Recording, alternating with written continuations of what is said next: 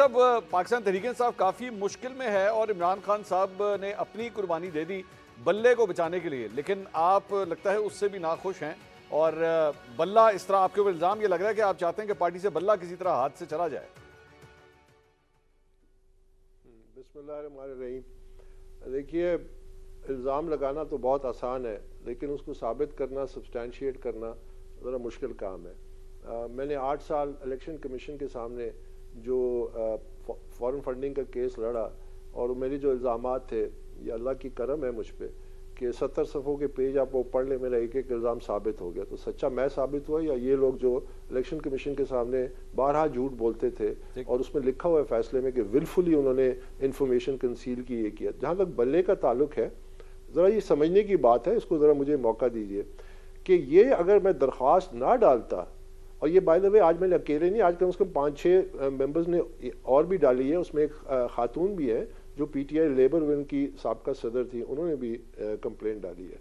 अगर मैं ये दरख्वास्त ना डालता तो 23 नवंबर का जो इलेक्शन कमीशन का फैसला है उसके मुताबिक ये कि आखिरी मौका दे रहे हैं, आप फ्री एंड फेयर इलेक्शन कराएं, वरना आपसे बल्ला ले लिया जाएगा कानून के तहत। ये उसमें लिखा हुआ है ना, आपने भी देखा होगा आखिरी जो पैराग्राफ है।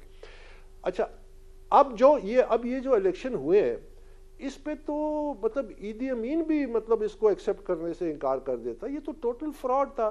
मैं पीटीआई के दफ्तर में गया हूँ, एक पूरा पीटीआई के मेंबर्स मेरे साथ गए हैं, उसकी पूरी डॉक्यूमेंटेशन है, वीडियोस हैं, जिसमें हमने उनसे दरख्वास्त की कि आप हमें प्लीज़ नॉमिनेशन पेपर्स दीजिए, यानी और दूसरा हमें जो लिस्ट है वोटर लिस्ट वो दीजिए और इलेक्शन के कवायद ज़वाबित दीजिए। अब ये कोई बेजा डिमांड तो नहीं। आपने किससे रब्ता किया था अकबर साहब? तो नहीं, हमने तो पीटीआई सेंट्रल सेक्रेटेरिएट गए, तो वहां पे जो उस वक्त पीटीआई सेक्रेटरी आज भी और इमरान खान के बहुत करीब है, और वो आए और उनका नाम मैंने लिखा हुआ है इसमें अपनी। नहीं, आप ये बेसिकली ये इलेक्शन तो करवा रहे थे नियाजुल्लाह नियाजी साहब, आपका उनसे रब्ता हुआ? देखिए, मैं तो मरकजी सेक्रेटेरिएट गया ना, तो उसमें मैंने उनसे, ये रिकॉर्डेड है, मैंने उनसे ये 3 सवालात किए। उन्होंने कहा बाबर साहब ये चीज़ें है ही नहीं, एग्जिस्ट ही नहीं करती, हम आपको कैसे दें। अच्छा। फिर मैंने उनसे कहा अच्छा आप मुझे बताइए कि अच्छा आप मुझे ये बताइए कि आप मुझे किसी और मजाज शख्स से मेरा रब्ता करा दीजिए या मैं मिल लूँ जिनसे मैं ये दरख्वास्त करूं कि ये चीजें हमें दे दें ताकि हम उस इलेक्शन में हिस्सा ले सकें। इसको एक एक करके सर डायसेक्ट करते हैं ना। आपका जिससे रब्ता हुआ वो साहब कौन थे? उनका ओहदा क्या था? वो वहां पे मुलाजमत करते थे सेक्रेटेरिएट में? कौन थे वो साहब? वो सेंट्रल ऑफिस के इंचार्ज हैं और इमरान के बहुत करीब है। उनका नाम मैंने मेंशन किया हुआ है। देखिए, वो ऑन कैमरा रिकॉर्डेड है सारी कॉन्वर्सेशन, और उनका जो मकाम है पार्टी में ना, वो आप अगर पाकिस्तान तहरीक इंसाफ से किसी से पूछें तो उनसे बड़ा डाई हार्ड शायद पीटीआई का सपोर्टर कोई नहीं है, और उनसे बड़ा इमरान खान का लॉयलिस्ट बहुत कम होंगे पाकिस्तान तहरीक। और ये भी बताइए, इमरान खान नोज। अकबर साहब ये भी बताइए कि क्या आप इस वक्त पाकिस्तान तहरीक इंसाफ के मेंबर हैं?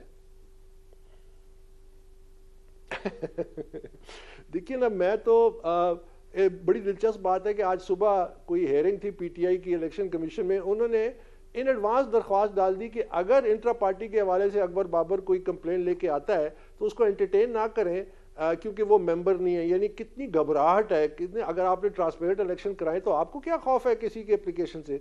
लेकिन मुझे इसका अंदाज़ा था, जिसकी वजह से फिर मैंने क्या किया, पहले से ये जो दरख्वास्त थी उसमें मैंने इलेक्शन कमीशन ऑफ पाकिस्तान का वर्डिक्ट मई 2017 का, जिसमें इलेक्शन कमीशन ऑफ पाकिस्तान ये लिख के देता है इनके फैसले में, और ये उस वक्त सरदार रजा साहब चीफ इलेक्शन कमिश्नर थे, कि that the petitioner is still the member of the party and has local stand आई। उसके बाद ये इस्लामाबाद हाई कोर्ट का फैसला है, ये मैंने लगा दिया इस दरख्वास्त के साथ, आई एम अ मेंबर। फिर उसके बाद double bench honourable chief justice उस वक्त के थे अतर मिन्नल्ला साहब और एक और जज साहब थे, उनके तहत ये उन्होंने फैसला दिया है कि Akbar Babar is a member. अब मुझे ये बताइए कि ये कौन से कानून को मानते हैं? ये 2017 तक है। Now we are standing in 2023 ना, 6 साल हो चुके हैं इस बात को।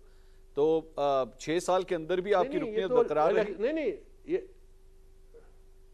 नहीं, ये तो फैसला ये जो प्रोसेस स्टार्ट हुआ ना, जो इन्होंने मेरी मेंबरशिप को चैलेंज किया, ये 2017 में, फिर 2018 में हाई कोर्ट, ये सुप्रीम कोर्ट तक गया है। ठीक है। देखिए, बात ये कि आज अगर दरमियान में मुझे किसी ने कोई शो कॉज नोटिस दिया होता या उसका मैंने जवाब दिया होता और फिर मेरी हेयरिंग हुई होती और फिर उसके बाद मजाज जो अथॉरिटी होती है वो फैसला करते नहीं आप पार्टी से आपको वो निकाला जा रहा है, तो फिर भी कोई बात थी नहीं। किसी किस्म का कोई मुझे शो कॉज नहीं दिया। नहीं ठीक है, आपने इस दौरान ये जो 6 साल गुजरे जब आपका ये केस चलता रहा, पाकिस्तान तहरीक इंसाफ की किसी एक्टिविटी में आपने शिरकत की?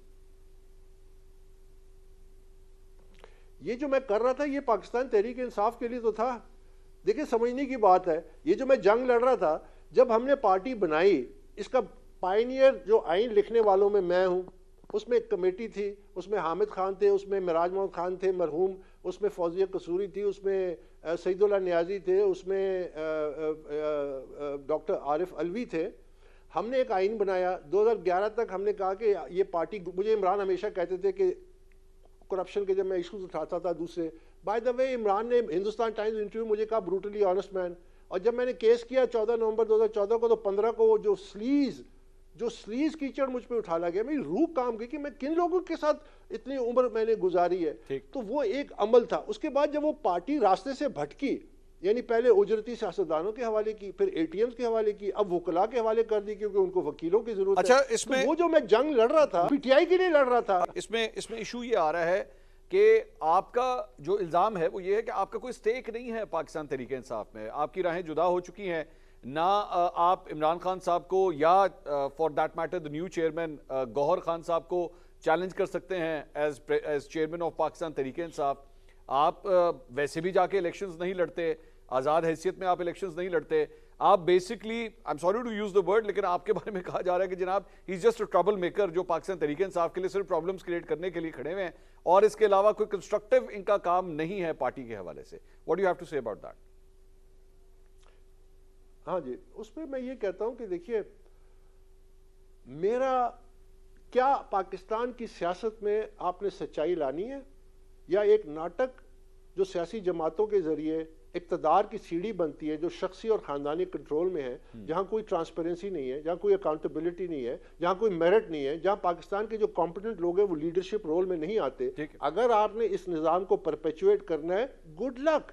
लेकिन मैं उसके खिलाफ हूं क्योंकि पाकिस्तान तहरीक इंसाफ का रोल मॉडल मुस्लिम लीग नवाज और पीपल्स पार्टी नहीं थी। जो आज पाकिस्तान तहरीक इंसाफ के वकला जो डिफेंड करे वो कहते हैं जी कि ये सियासत करनी थी। अगर तो मेरे इल्जामात गलत साबित होते तो फिर मैं ट्रबल मेकर था। मुझे अल्लाह ताला ने सुरखरू किया, मेरा एक एक इल्जाम साबित हुआ इलेक्शन। लेकिन ये सारी चीजें 8 साल की जद्दोजहद, अकबर साहब, ये सारी चीजें जो हैं, जिस तरह अलीम खान साहब को प्रॉब्लम थी, जहांगीर तरीन को प्रॉब्लम थी, आईपीपी के अंदर जो दीगर लोग गए हैं उनको प्रॉब्लम थी, परवेज खटक साहब को प्रॉब्लम थी, सबने अपनी राहें जुदा कर ली, पार्टी छोड़ दी, उन्होंने कहा हम अपनी पार्टी बनाएंगे। आप ये रूट नहीं ले रहे, आप पाकिस्तान तहरीक इंसाफ के अंदर ही सिर्फ और सिर्फ कानूनी हवाले से, टेक्निकलिटीज के हवाले से उसको चैलेंज कर रहे हैं। आप अगर पार्टी छोड़ के अपनी पार्टी बना लीजिए, आपका राइट है, आप जो मर्जी उसके बाद पॉलिटिक्स करें, साफ शफाफ बगैर करप्शन के पॉलिटिक्स कीजिए। देखिए मैं आप सही कह रहे हैं कि मेरे पास ये मेरा इख्तियार है कि मैं ना सिर्फ अपनी जमात बनाऊं या किसी और जमात में शामिल करूं। मुझे बड़े से बड़े ओहदों की ऑफर्स हुई है, मुझे बड़ी सी बड़ी धमकी मिली है, मुझे बहुत कुछ, मैं बहुत उससे गुजरा हूं। मैं कोई आराम से तो नहीं रहा, मैं, ये एक बड़ी स्ट्रगल थी। लेकिन देखिए, हम लोग best years of our life हमने इस पार्टी को बनाने में लगाए।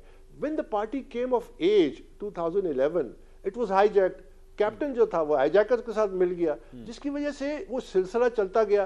पहले डेमोक्रेटिक शऊर था, वर्करों ने एहतजाज किया, 2013 में तो ट्राइब्यूनल बना, फिर एक इंडिपेंडेंट इलेक्शन कमीशन बना, वो उस रास्ते पे चला, उसको फारिग कर दिया गया, they resign lock stock and barrel. अब जैसे कहते हैं ना कि you can only make one party in one life time and the first cut is the deepest. ये हमारी जमात थी, मैं उस असूल पे खड़ा हूं, मैं उसी असूल पे खड़ा हूं जिसके असूल पे ये पार्टी बनी थी। और ये वो असूल है जो कामयाब जमहूरियतों में, सियासी जमातों में राइज है। बरतानिया का ठीक है, आई गेट योर पॉइंट।